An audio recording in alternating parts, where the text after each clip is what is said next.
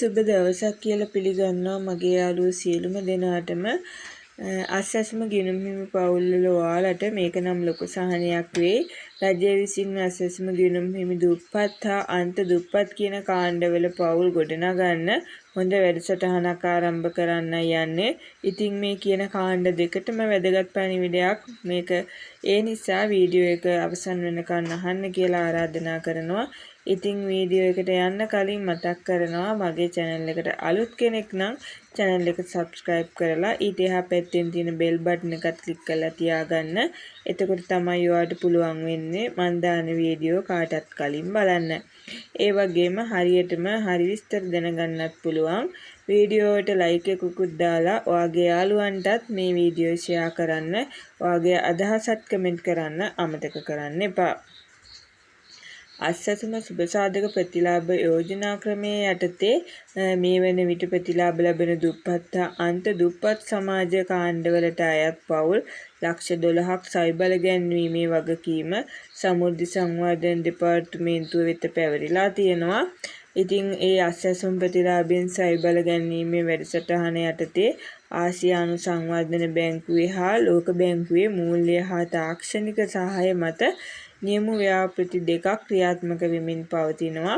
තෝරාගත් ප්‍රාදේශීය ලේකම් කොට්ටාස හා ග්‍රාම නිලධාරී වසම්වල එය ක්‍රියාත්මක කරනවා.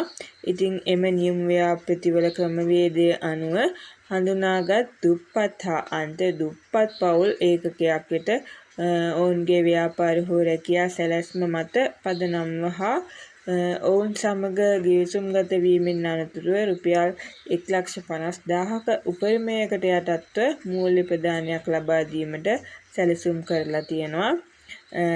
ඒ අනුව ඒ වැඩසටහන යටතේ සියලුම දිස්ත්‍රික්කවල ප්‍රාදේශීය ලේකම් කොට්ටාස 143ක ග්‍රාම නිලධාරී වසම් 839ක පදිංචි පවුල් අතරින් තෝරා ගන්න ප්‍රතිලාභී පවුල් 23775ක්.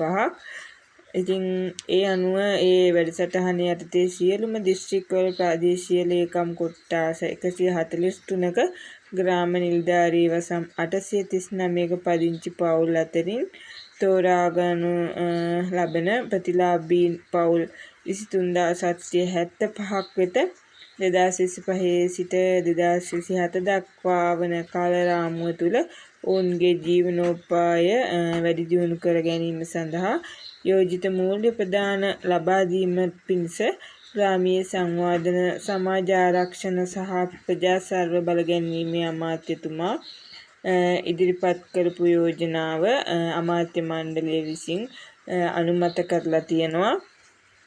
ඉතින් ඔයාලට මේක සුබ ආරංචියක් කියලා මං හිතනවා. ඉතින් අපේ channel එකත් එක්ක රැඳිලා ඉන්න දිගටම මේ වගේ අලුත් විස්තර දැනගන්න. එහෙනම් ගිහින් එන්නම්. ඔයාලා හැමෝටම සුබ දවසක්.